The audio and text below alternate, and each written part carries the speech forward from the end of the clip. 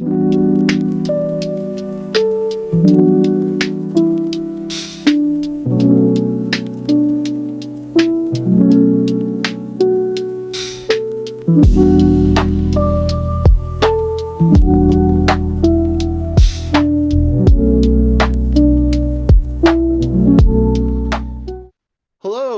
thank you for joining us. I'm Ben Rockwood, CEO and designer at Bainbridge Island Press, and I am very excited today to be joined by my very special guest, Wally Swist, and his new book on today, October 15th, the release day for his new exciting title, Discovering What to Say. Thank you for joining us, Wally. Well, you are very welcome. Thank you for having me. Thank you. So, should we start out by having you read the title poem, Discovering What to Say? I would love to. Discovering What to Say for Father Gabriel Rochelle. You write informing me that you have traced your German surname back to 1100 in Blaubeuren and to two brothers who lived off der Ride or by the swamp reeds. How much like you to provide the exegesis and the argument at once, igniting my memory of our once a week Monday talks in your book-lined study facing High Street, the tops of the heads of passers-by moving to and from classes at the university, when sometimes the very air itself would fill with the intensity of our conversations, the books I would bring, the authors I would introduce from my hours working in the bookstore, and you sharing the depth of your knowledge and your active wisdom, such as how people 40,000 years ago fashioned bone pipes in the caves near Blaubeuren, how these pipes were both discovered and their images reproduced in paintings on the walls, how you facilitate my hearing the melodies of their playing. And because they have nothing to say, but exactly because you and I will always discover what to say and what is most specific to express, like the fires of an idea that can even light up the walls of a cave. Just like that evening, I dropped off a Christmas gift to you of a copy of David Jones, in parenthesis, his book-length poem of fighting in the trenches in World War I, the snow falling as slowly as in a paperweight, and you meeting me at the front door, the hallway lit behind you, intimating the length of the decades we would remain in contact and in friendship, wherein there have been silences that are always filled again with words we needed to say and said them with clarity, not unlike the residents of caves who sat beside the flames of their hearth and blew into their pipes of bone by discovering what they had to say, as we have been trying to leave a trace of the sacred so anyone would clearly see it and begin to listen to it fill the air. Beautiful poem. Beautiful poem. Thank you for reading it. You're an exceptional reader too. Not all great poets are great readers. You're an exceptional reader. Well, thanks a lot, Ben.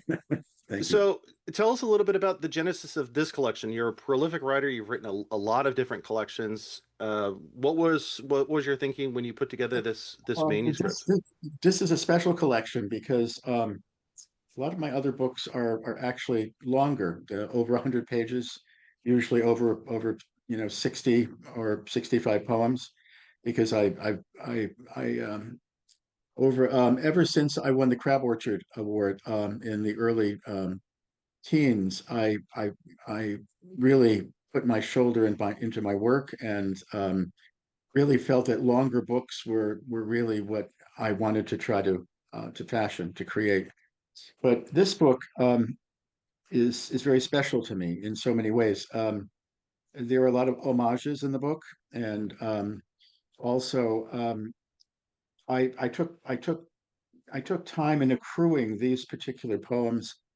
I was writing poems regarding Tevis and our journey through Alzheimer's. Um, and so for the past several years, those poems have been my mainstay. Those have been what I've been writing. And then there have been an occasional poem that is not a Tevis poem, not a poem regarding her suffering. And I they had a kind of ethos all to themselves. And as the book accrued, I was thinking of what a good title poem would be, and I thought discovering what to say would be uh, really apt because I had been in touch with Father Gabriel over the course of the last few years rather frequently, and although I didn't dedicate the book to him, it is the lead poem, it's the title poem, and I think all those Monday mornings when we met and we were trying to figure out what to say and how to think and what to do with our lives. Of course, Father Gabriel's older than I am. He's in his early 80s now, but um, I think that it was as a collection. I'm very fond of the collection. I think that's how I can answer your question. Nice. Yeah, it's fantastic. And I will say, in particular, the title is, of course, a publisher's dream, in that Mhm.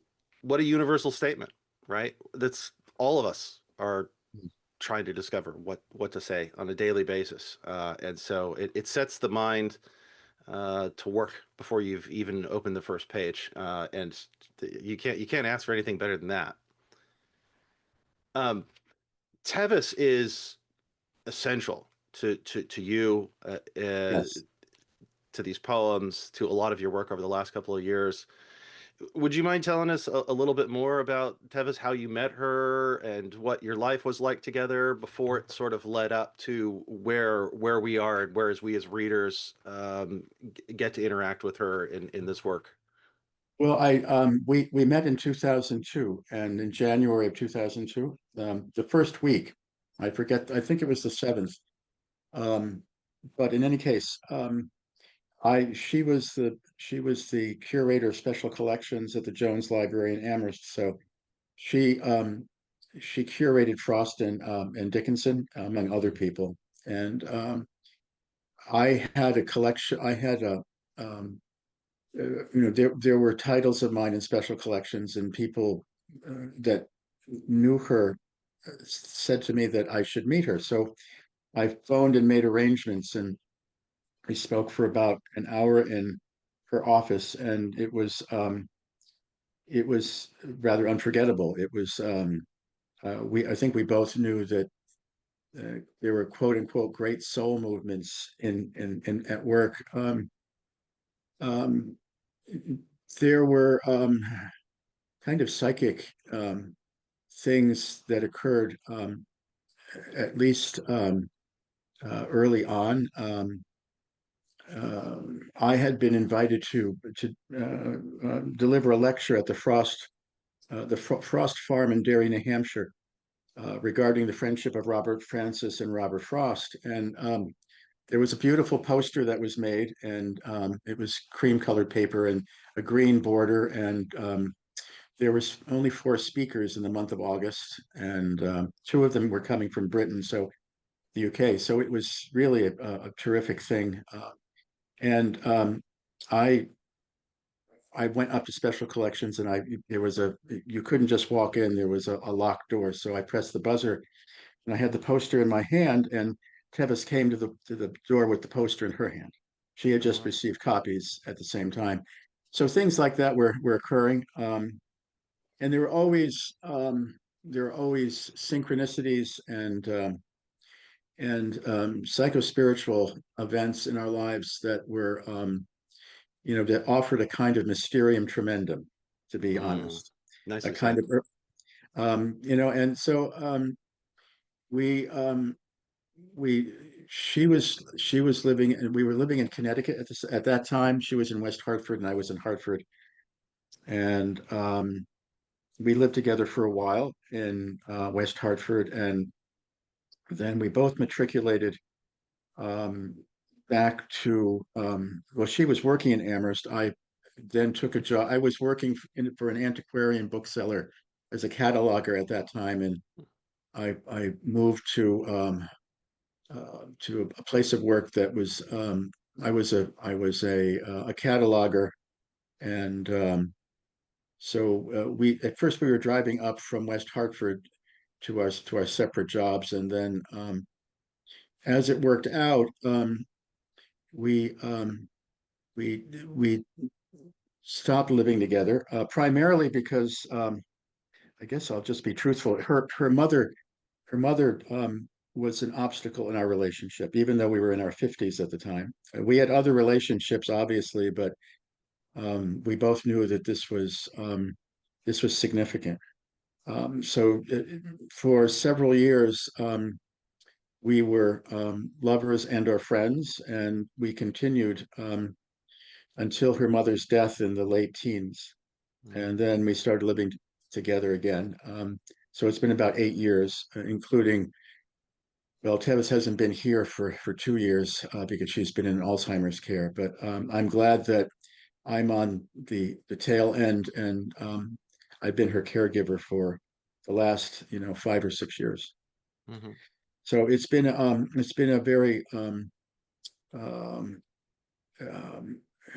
unusual relationship in many ways, but it's been very deep. We have it's been it's we have bonds are that are very uncanny. It seems to take a poet to describe those relationships, and you do beautifully, eloquently, over and over and over again. It's just the bond between you is po poetic. Um, Well, thank you very so much. tell me a little bit about, what role poetry plays in your day-to-day life. Obviously, at this point, you're spending a lot of time taking care of Tevis and managing the Alzheimer's, which anybody who's known anyone that's been affected by that knows that it becomes essentially a full-time job. Well, I was when she was here at home. It was indeed a full-time job. I would often write. Actually, I would often translate. To be honest, I would often write and translate while she was sleeping during the course of the day. She would nap, and but I would make her meals, and of course, we were going to a memory loss therapist at the time for for her. Um, so it was I did have aides in the house toward the very end of her being at home, but it was unusually challenging in so many ways. There's something known as sundowning, which Alzheimer's sufferers go through. That around sundown, when well, it's sundown and night's beginning to fall, their mood changes to a Mm, darker mood, and they're perhaps if they're not combative, then um, they're just more difficult. Um, so I was working through different the challenges every day, and now she's in a facility which I go to, and I feed her breakfast every morning. I spend about 2.5 hours, about an hour and a half before breakfast, and then breakfast takes about a half hour, and then another half hour before they have activities, and then that's a decent juncture for me to go. Um, it's always difficult, even especially when we have a good day, uh, or we're in sync as much as we can be in sync at this particular time. It's difficult to relinquish that because we did spend our days together when we were able to, and which was for the most of the last decade was certainly that was the case. But yeah, it's always difficult to let go because one's never sure with this disease. right. Um, it's just it's very mercurial in its savagery, a Yeah, kind of definitely. a quiet a kind of quiet savagery in the sense that you mood swings are often very abrupt and is sudden, abrupt, and forceful. So, but I've learned so I it's not that the other thing about Alzheimer's is care is that you can never know enough because the disease morphs so Hmm. much, Yes. and your one's always learning. So whatever you've learned today is not thrown out the window at all, but don't expect to bring the same tools, so to speak, in I never bring that I never uh, take anything for granted when I get onto the ward. The other thing is that I'm dealing with other patients who are peripatetic and sometimes combative. I'm dealing with her clothes being lost, her glasses being lost. I'm all of those things. I had to deal with. I kept on approaching people back in the spring because she had a wet cough, and I said, "There's something wrong," because I took care of her at home, and I knew the nuances of her um, of her system and her biology, and so I approached maybe four or five different administrators, and nothing was done. Nothing was done Hmm. at all. So I kept on bringing cough syrup, but that wasn't doing anything. Well, finally, in June, I received a phone call late on a Sunday night about 9:30, and a nurse had phoned, and she said, "Oh, we did look at Tevis, and two-thirds of her left lung is filled with fluid." So Mm. she had pneumonia, and then what didn't go away, it didn't. She was diagnosed with pneumonia in July and then in August. So I sometimes feel I'm not listened to. So it's why I like going in the morning is because I like to be able to advocate. If I need to advocate for her, I will, and I do so as politely as I can. But since I don't usually, I don't, I'm more stubborn in advocating for her than I would myself. Hmm. So I sometimes I feel I'm stepping over the line, but I'm not really stepping over a line. It's that Right. kind of thing. So And for our loved ones, who else to do that for than our loved ones, and to advocate when um, they cannot, right? when they cannot and they don't, she doesn't know where she is. Yeah. So I mean, I've been doing working with her the past few days with when she was here and she was diagnosed with Alzheimer's. I decided that we should take lots of day trips around southern New England and into Vermont and into the Berkshires. And I chronicled those with taking lots of photographs. And we went through several albums over the last few days, which she really enjoyed. She wasn't sure what they were, and I had to explain. And then we went through them again. And um, that's something I've learned to do that since she often is repetitive, um, when I'm working with something that might kind of help her memory or spark it, or maybe to keep it going a little while longer, such as looking at photographs or looking at Hmm. books with photographs in them, plates such as art books, that it's being repetitive is not a bad thing. Oh yeah. Yeah. I think I'd mentioned to you before that my grandmother had it, Yes. and watching her go through it. Now I was going through this from afar. She was in Indiana. I was living in California. I would go and visit every couple of months for a couple of weeks and get to spend a little bit of time with her. She was in a care facility, so I wasn't with her all day long. Um, but it doesn't take very long to be around somebody with it to really notice the impact of it. And I think Alzheimer's is one that is particularly, I mean, there's almost an existential challenge being around it and being Yeah. confronted with ourselves in the sense that so many of us, we have this idea that we're going to grow old, and we're either going to just sort of get older and weaker and fall asleep one night and not wake up the next morning. I think it's all of us are hoping is the way it goes. The other is that some accident or some disease suddenly hits us and we sort of waste away. But in all those scenarios, the thing Mm. that is constant is that we and our cognitive abilities, who we are, remains intact. And this is the indignity of Alzheimer's, is that being stripped away. And it really suddenly makes you question very much and see a differentiation between what we normally conflate as sort of the intellect and the spirit, right? Our essence and our memory. And that we see the intimate link between who we are and what we remember. And when you Hmm. start to tease those apart, Yeah. it becomes deeply spiritual very quickly. Um, and I find it's very challenging to to deal with. And since you're a man of letters and you've written so profoundly, you've also as a translator have a great appreciation.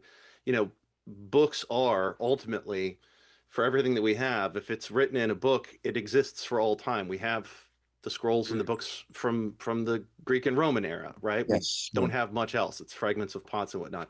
You know, these pages are ultimately our memory Hmm. and what persists. So, you know, how do you think about that? You've got all these sort of different influences. I'm sure that on a daily basis, you have to have some sort of battles and sort of struggles inside yourself trying to make sense of all this in a sort of larger sense.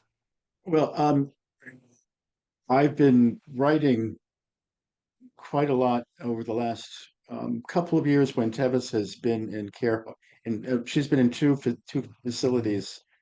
Um, I removed her from one because the level of care went way down, and she fell several times, and she one of the falls resulted in her having a blood clot on her brain, Mm, which we had to.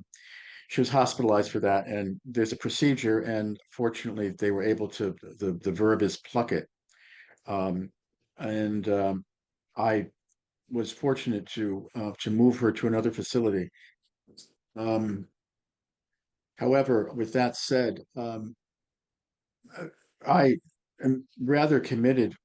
So I bring books or food, maybe half a blueberry muffin cut up, or fruit that I've sliced for her before I've left in the morning. And I try to change things up, and I'm very committed in communicating with her. So, which includes feeding her breakfast. But what resulted is a kind of psychic um, a response to all of that, with all of the work that I put into communicating with her.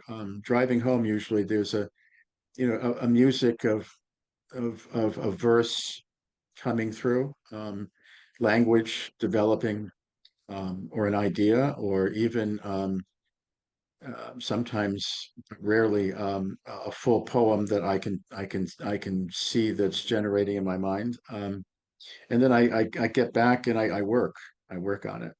But there are days that I do other things, so I just don't write poetry. But I find that the art of the essay, the essay itself, is a broader canvas, and it's not one doesn't need to be quite as disciplined in the creation of language, because you're using sentences, and they're longer just by their nature, on the page, and it's more of a space in which I can pour out a lot of ideas at once, and I usually write quickly and then go back and revise. But so there's that point, that part. When I feel that I'm between essay and poem, then I I I don't normally go to translation for the sake of filling up my space, because translation, as my friend and colleague Art Beck from San Francisco says, is much harder than writing itself. mm, So translation is something that I have great respect for. But it seems that the last few years, during the course of the summer, in the month of August, for God knows what reasons, I seem to have a break in projects and in manuscripts, and I'll go back and translate. Last two summers, I went in and translated a good deal of Rilke's uncollected poems. Mm, I had known Stephen Mitchell. I was graced to know Stephen Mitchell in New Haven years ago. He was a grad student at Yale and became one of my mentors for sure. He often would stop me between classes as we were walking, and we found ourselves walking the same routes. And he would pull out his new Rilke translations from his satchel and show them to me. Students passing on either side. And I love Stephen, so um, I was very honored. Some of the uncollected translations or translations of Rilke's uncollected poems I had in a manuscript, and I had sent them to Green Linden Press, and I didn't win. Cole Swenson won the award in 2025, but I was one of the honorable mention for the Stephen Mitchell Prize for excellence in translation. So I'm kind of holding that dear to me. But we used to meditate together too in the basement of Yale Divinity School Chapel. mm. There was a small group of us who were adherents to Zen, and we would maybe five or six of us, and we would meditate there on a regular basis. So um, I have a kind of wonderful early history with Stephen. You touched on a million things there I'd love to go into, but for lack of time, I won't dig too much. I am curious about with your translations, that's a big part of your writing. What languages do you translate, and do you stick to poetry, or is it also prose and essay as well? I don't know. I don't translate prose. I've been asked. There's a fellow who has a press who's asked me to do some translations of prose, but I just don't have the time right now. Um, but no, I studied Spanish, and so I have a real facility. I feel I have a real facility in translating from the Spanish. But because I I was been very fond of the work of Denise Levertov, for instance, and I hosted her. I co-hosted her reading in New Haven years ago in the late '70s, and she she she translated from the French the poems of Gulubic, Mm, um, which were published by New Directions, and she kind of was taken to task a little bit, but because she was Levertov, she didn't. They didn't try too hard to do that, but she used a dictionary, and I think she had someone who helped her with the French. But I did translate Giuseppe Bungaretti's iconic first book, La Allegria. He wrote that in over 5 years in the trenches in World War One, and they're amazing poems. He's a minimalist, um, but for several years, it seems every autumn. I'm not doing that this autumn for sure, um, because of time. But I've gone back to reread someone who was a big influence for me when I was 20. I don't know why that's a watershed year for me, but it is. And I read Ungaretti when I was 20 and loved his work, and spent several years translating La Allegria. And I'm um, I'm just really I think those poems are just so numinous in so many ways because he has and I think a lot of people don't think that when you think of Ungaretti that he has a spiritual aspect to him, but he does, especially in the poems that um, may not have anything to do about the war per se, but he wrote them. I guess it's also said that he wrote some on, matchbook covers or Oh, wow. um, right, and it's In the just trenches, you amazing. just have to use whatever you've got, right? Right. So, Yeah. but he it's amazing he survived trench warfare for 5 years. But anyway, that was published by Shanti Arts, in 23. I had there are things that happen that you don't submit to and you never thought would occur. But I received an email about 2 weeks ago from a composer in London. He's a young man, he's quite 30. His name is Max Noah. No, Noah Max, pardon me. And forgive me for that. And he is a composer. And he wrote me an email, and he said that someone dear to him uh, gifted him with a copy of my translation of La Allegria. And he he just loved the poems, and he was going to set some to music. So I'm just I'm just it was That's thrilling. incredible. It was thrilling to hear that anecdote, because it's one of those anecdotes that one, I think, especially as a young writer, you think of, well, what might happen, and what might you like to have happen in your career, and that was a lovely thing. Well, that's a So. perfect segue. I wanted to sort of get back a little bit to your early days. What got you interested in writing? And I'm sure that you went through a couple of um, different avenues. I'm always curious too, where you maybe hit a point in your career where you decided that prose wasn't for you and you were going to focus on poetry, or if you sort of split the difference. And give us sort of a kind of a quick overview of your early days of writing and influences. Oh, sure. Well, I wrote for an independent paper, the New Haven Advocate, an alternative newspaper in the 70s in Haven, called the New Haven Advocate. And I wrote for the arts section for about 4.5 years. And I really felt it was important to know how to approach writing a sentence. And a lot of us on I wasn't staff. I was actually assistant manager for 4 years in a bookstore in the Yale Center for British Art. And so that was my day job, and I would write on my own time.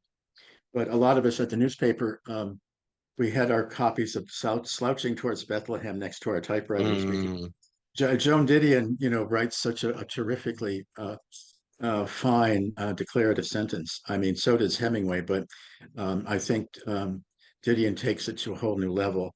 And so I also knew a poet. He ended up being the second state poet laureate of Connecticut after James Merrill. His name was Leo Cannellan. And Leo told me once he had submitted a review to the Advocate, and they rejected it. And he said, I can't write a sentence, but I can write a poem.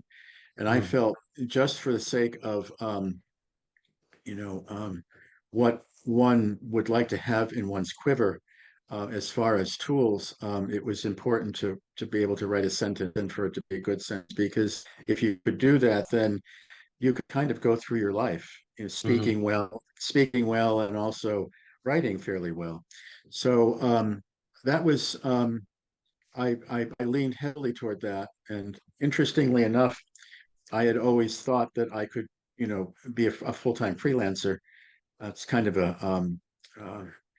a interesting sentence, oxymoronic.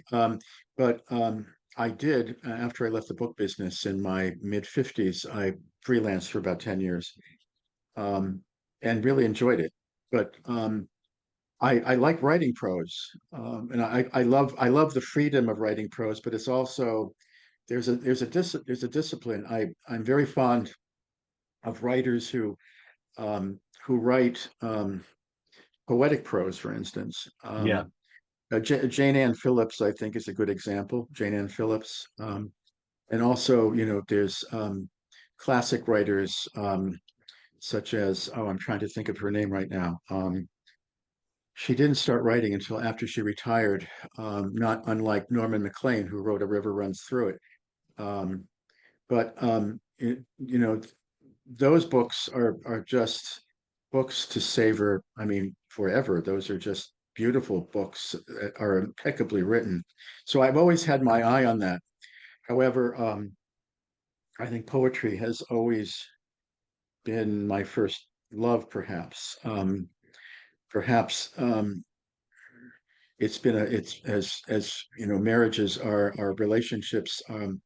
They're they have their own rigors and they have their own joys, but um, poetry is more of a marriage or that kind of relationship, and I think prose is something one one does hopefully because one wants to.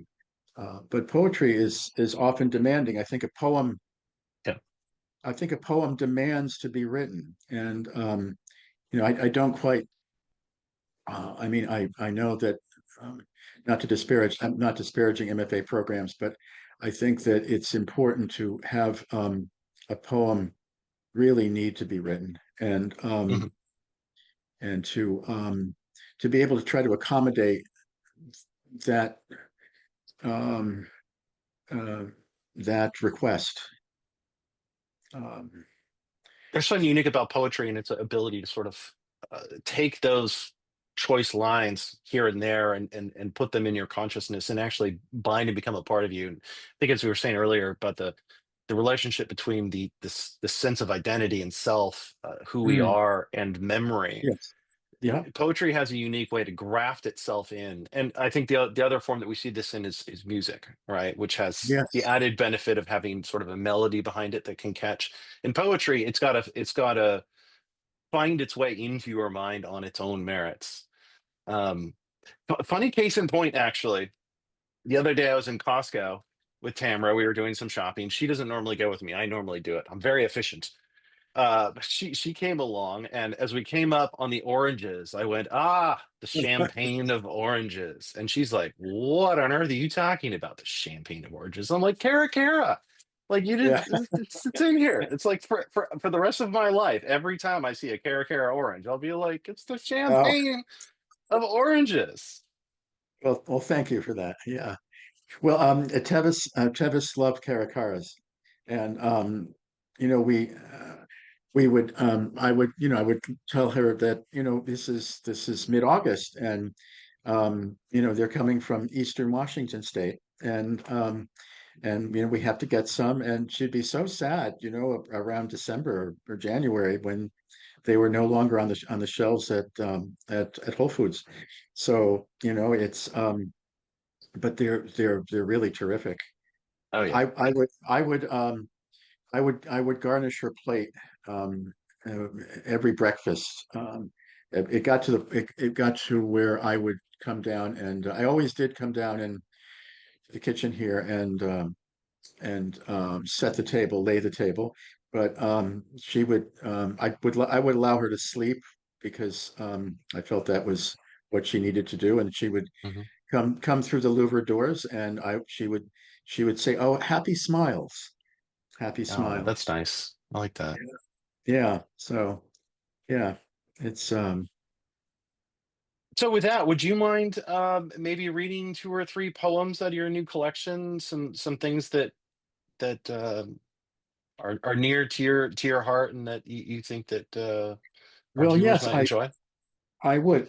I'd like to read one called "Good Buddhism," Ah, and yes.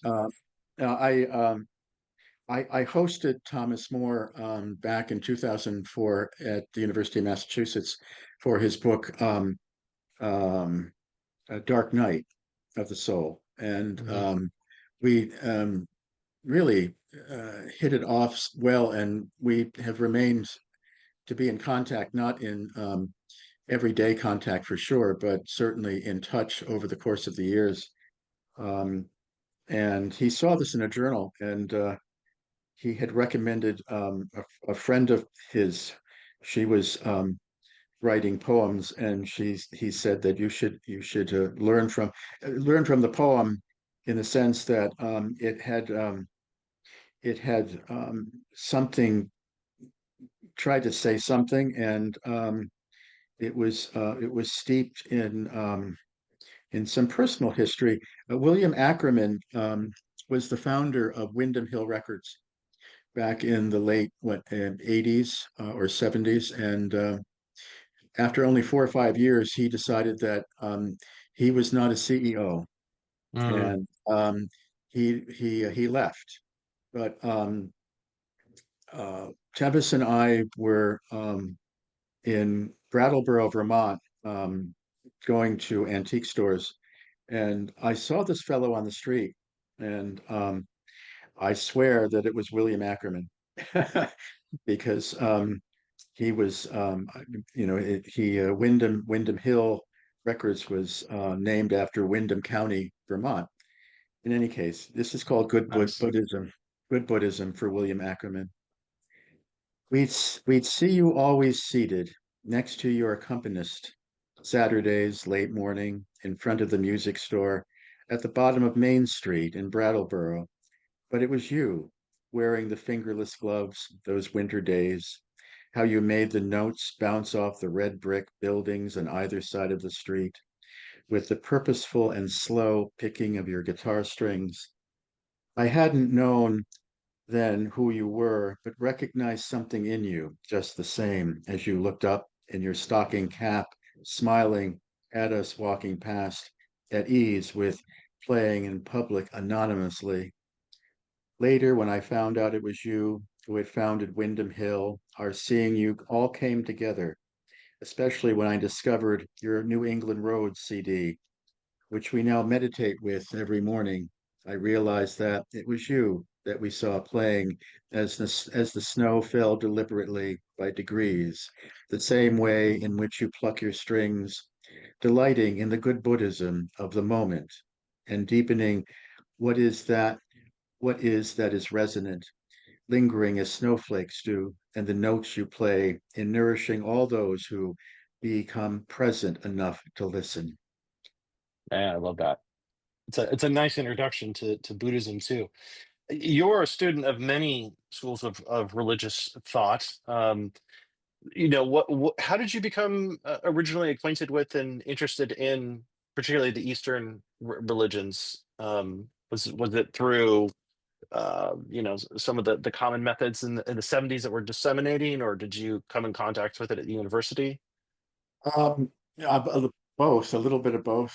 Of course, I read, I read in my teens, I read Kerouac, and of course there was Dharma Bums, and J.P. Ryder, aka Gary Snyder, Mhm. and I I was I was alerted to Buddhism. However, I had gotten a job in a bookstore that was right next to Yale Art and Architecture Building. It was called Book World, and sales reps would come in, uh, and it was a small store, but we had more overstock downstairs than we had upstairs, and the aisles were they were not they were not to fire code, but the owner would give cookbooks to the New Haven fire chief, for his wife, and that was just waved off.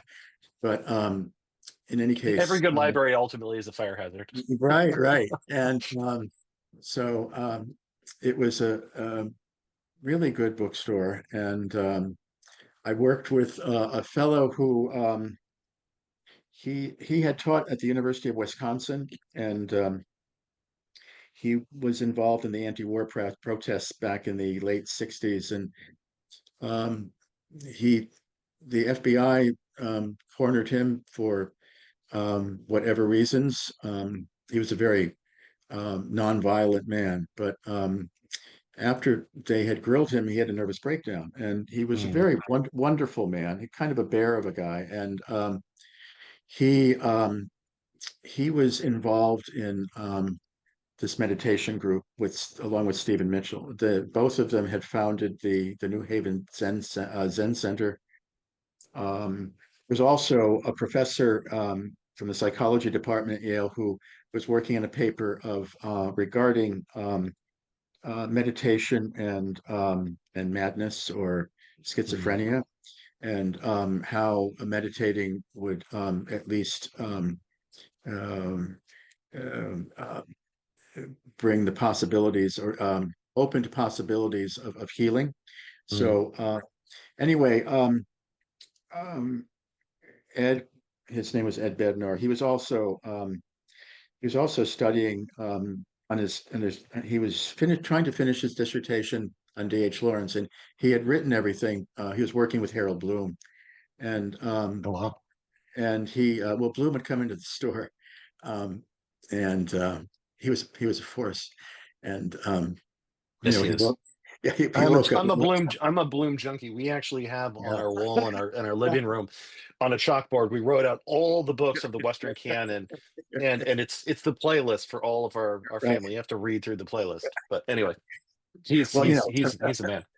well, of course, he would get up at what 3 or 4 in the morning, and he would write. And I actually lived on it was I forget the name of the street now, but it was right in back of the Payne Whitney gym, and I would walk into campus that way, and he would be sauntering down the street, looking up at the sky, and there were trees that had just been planted on within the concrete, and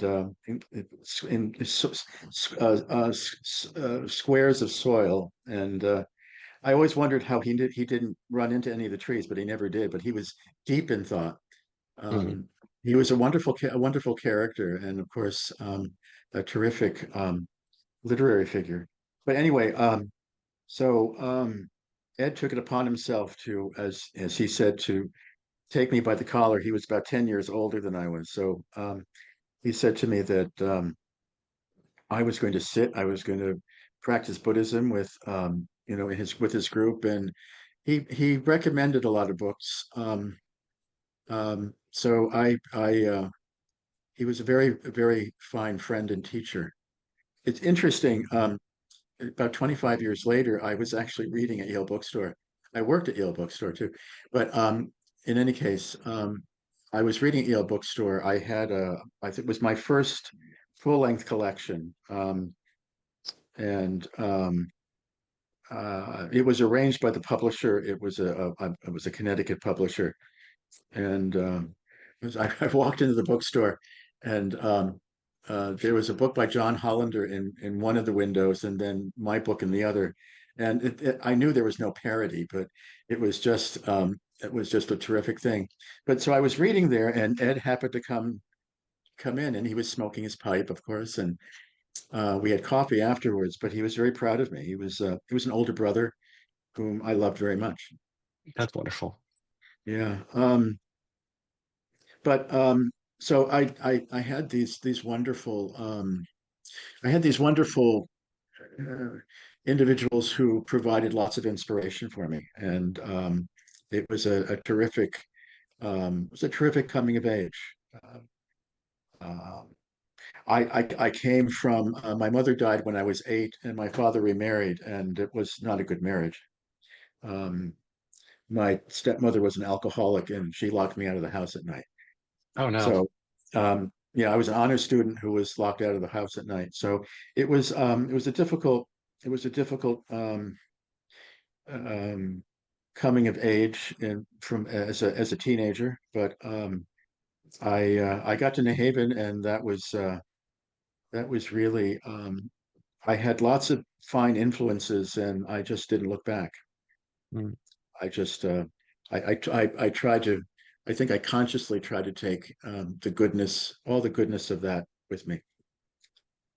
Now, tell me a little bit about how you think of sort of Western and Eastern religions. We see this in a couple of your different poems. You sort of going back and forth between the two of Yeah, them, and there's yeah. certainly places where there's some places you can bring together synergy, and other places that we don't. For instance, I tend to think that a lot of what we have in sort of the Eastern religions is a much more present sort of mentality, Yeah, right? right. Particularly like through the Four Noble Truths and the playing out of the Yes, Dharma, and ultimately that yeah, like now is what matters, right? Whereas in yeah. Western religion, we're much more focused on a future point in time and sort of the world to come, and then we work backwards from that as to what that means.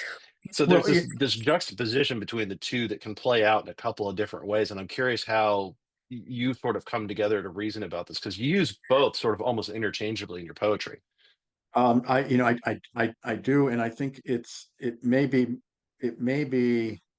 and I say this really carefully. It's not, I've used the term comfort zone, but I feel comfortable. Maybe I should portray it this way. I feel comfortable in not interchanging them, but because they're quite different as you're pointing out. Um, I, there have been different stages for me of practicing presence Mm. and as a discipline. So I can break it down into practicing. Well, I can break it down this way. Is for about 10 years, I did something. Tevis found the book, and it was the only time I was ever um, um, wanting something that she had that I didn't have. But she found a book by Eva Pirakos regarding the guide lectures, and Mm. she had channeled this. Um, we don't know what gender the guide was, but this guide, and for about 10 years or 15 years, maybe from the early 50s to the early or mid 60s, there were meetings with her group in New York City, and the guide, she channeled these, and they were recorded. Um, and I really got into the guide lectures. I think there's something like 250 of them, and Mm. it's pretty much it's high octane spirituality. You have to really let go of previous belief systems, and it's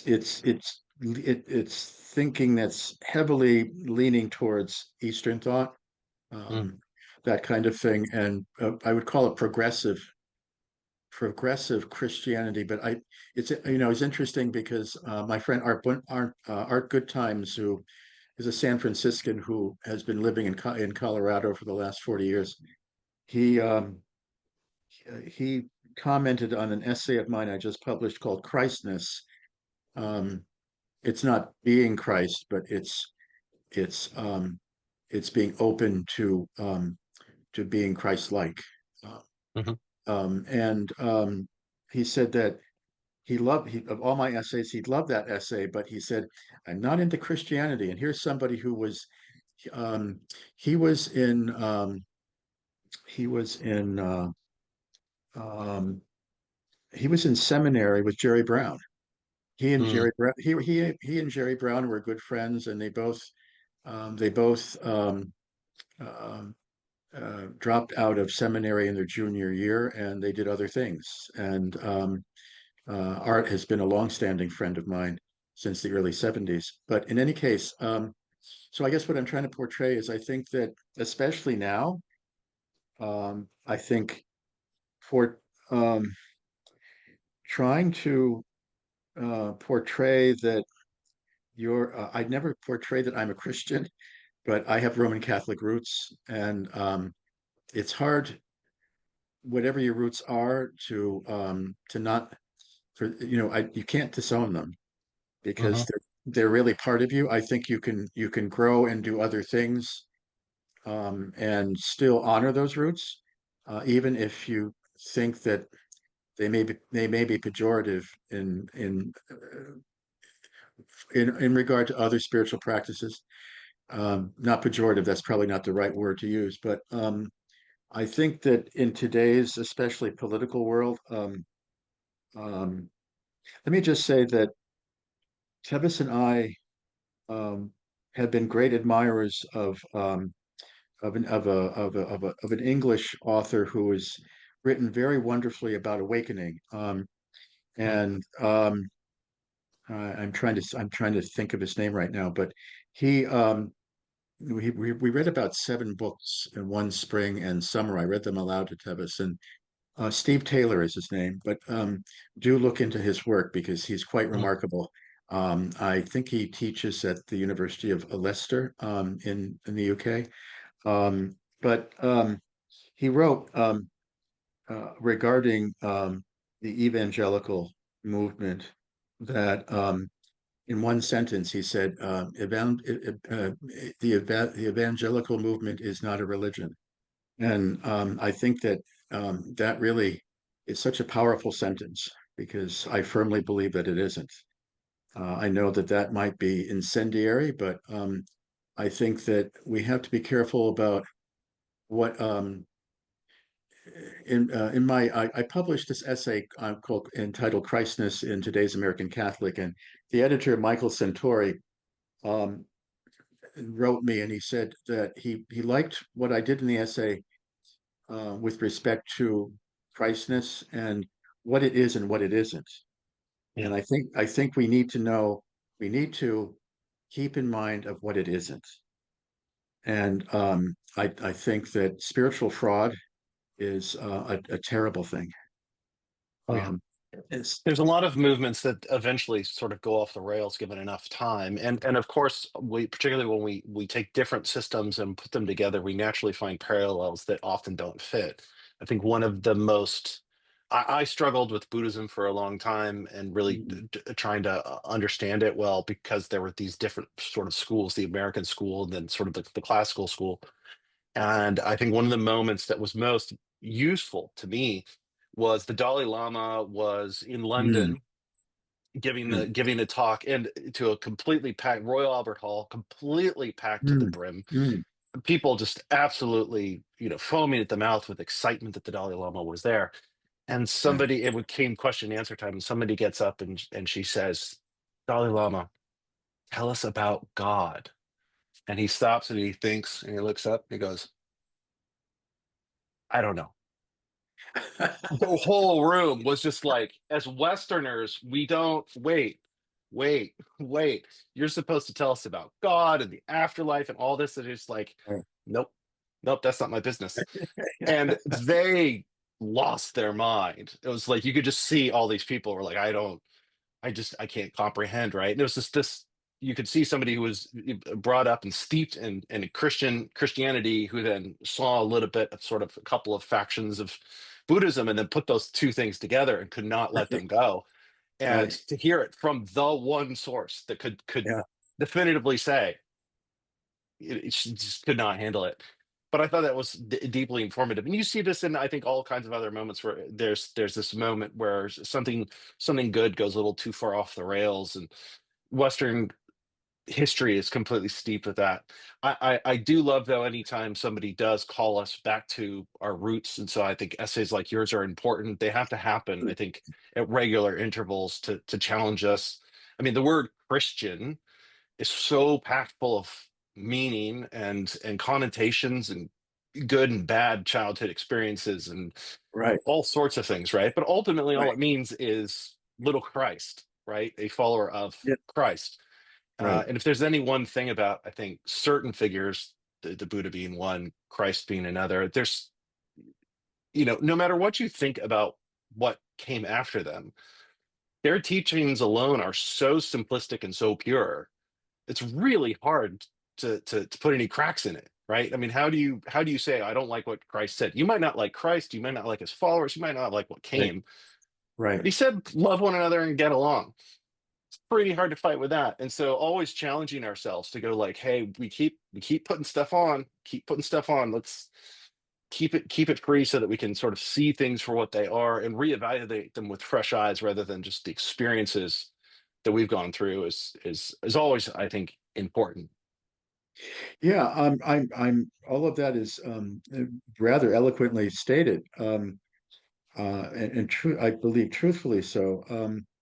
Yeah. With reference to my own, I don't believe I interchange. I think I focus on one or the other because one or the other seems to be appropriate in the poems. So I Yeah, and to maybe illustrate more what I mean. And we're getting to an hour here, so I'd love to have you read one or two poems. But we have, sure. you know, Meditation Basement, Yale Divinity School Chapel, which you kind of Oh yes. mentioned earlier. Washing of the Stones, Rose of Sharon, Hmm. The Feather of Angels, The Calling. I really enjoy. You got Good Buddhism, which you read earlier. Um, The angel numbers, I really enjoyed that. That was really clever, Oh, and thank you. and fun to read. Seeing poems with interesting structure is always great. You just so I don't know that I've seen you maybe intermix within a poem, but certainly one I think who picks up one of your books and flips through would have a hard time walking away with a firm understanding, except that you're exceptionally skilled and knowledgeable across different systems. Well, I think would you have of those that you just mentioned something that you'd like me to read? Um, Mm, Washington Stone's Rose of Sharon. Rose of Sharon's great. Okay. Um, this is prefaced with a quote from Harper's Bible Dictionary. Hibiscus syriacus, a kind of crocus growing as a lily among the brambles. The distinctive mauve of your petals is reminiscent of the color of a courtesan's lipstick, the shade of which makes a tawdry drunkard stumble. 5 petals of dark pink, almost purple, forming around an enlarged pistil, is in the very center of your flower. Your bloom is prolific from May through September. You are lavish, even lovely. Your color appears to suggest beauty, must go astray to proliferate as so much so as you do, since you usually bloom at night. To think of you doing so in the sheerness of moonlight is to intimate you are a result of a tryst with the best of yourself and your shadow. That is not unlike ourselves on our better days. By morning, you are only more promiscuous in daylight, your preponderant blossoms tipped cups brimming with dew, reinvigorating our imagination of your sustained rose flush implies that your shade is not only a color to savor, but also by drinking it in, we come to know the headiness of the taste of your uncommon wine that comes of age in our fields and whose branches announce you by bending halfway to the ground, making you appear to be the tree of languishing kisses, whose flowers resembled puckered lips awaiting to be kissed.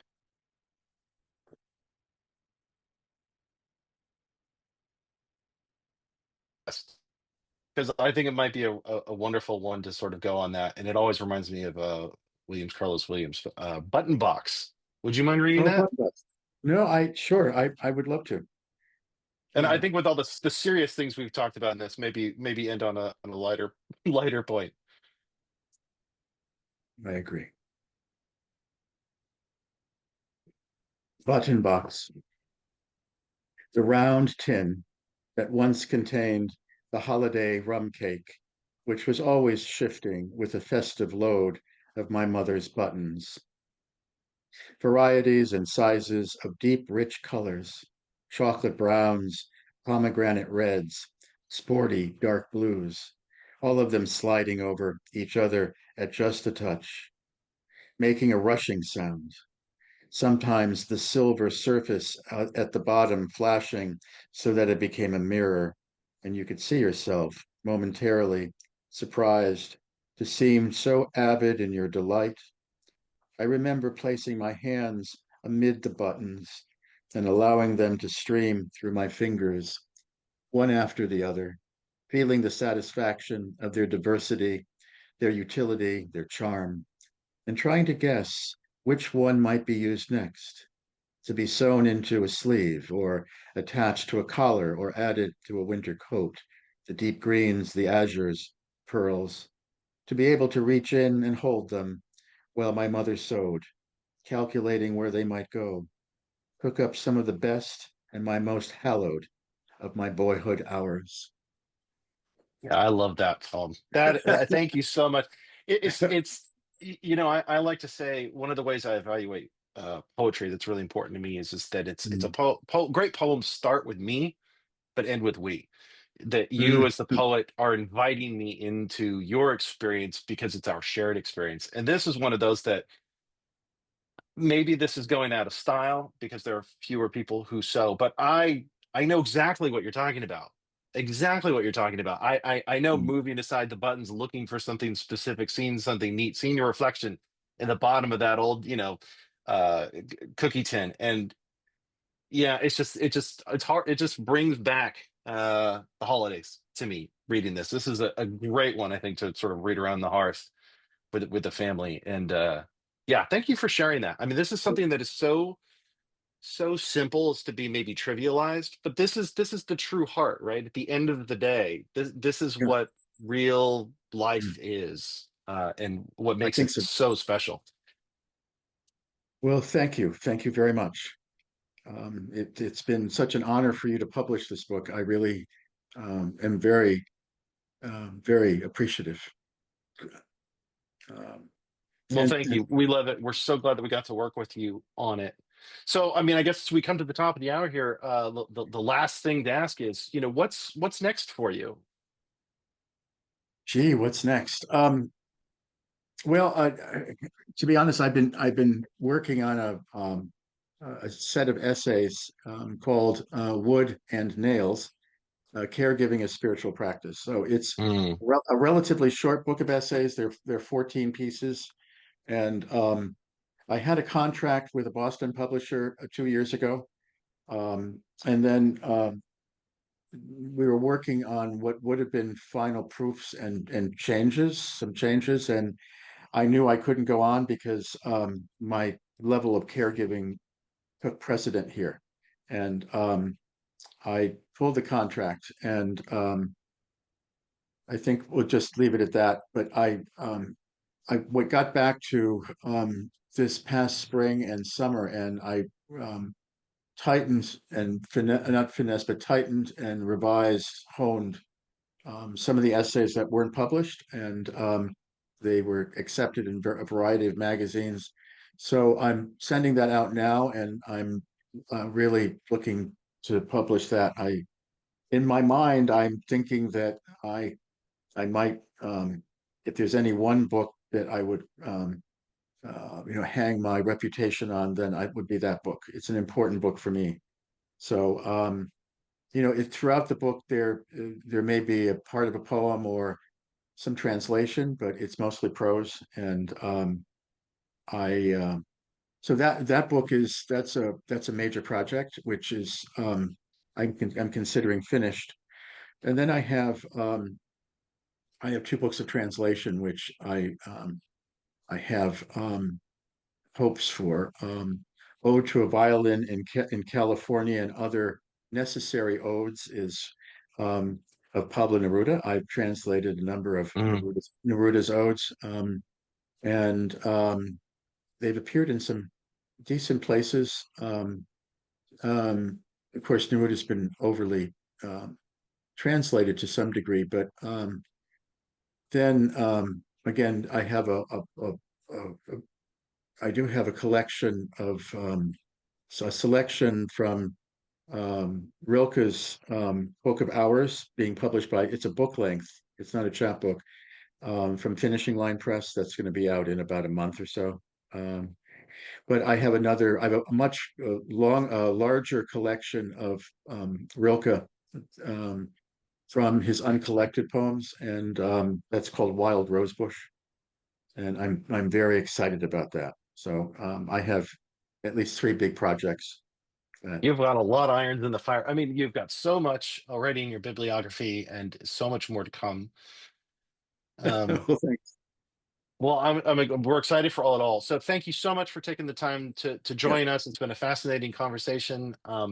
The book Ben. is available today. October 15th is the official publication date. It's on Amazon, Barnes and Nobles, on our web store, and, Mm. or, even better, go to your favorite independent bookstore and ask them to special order it and put a couple extra copies on the shelf. So thank you, Wally. Thank you so much for joining us. Ben, thank you. Awesome. Yeah.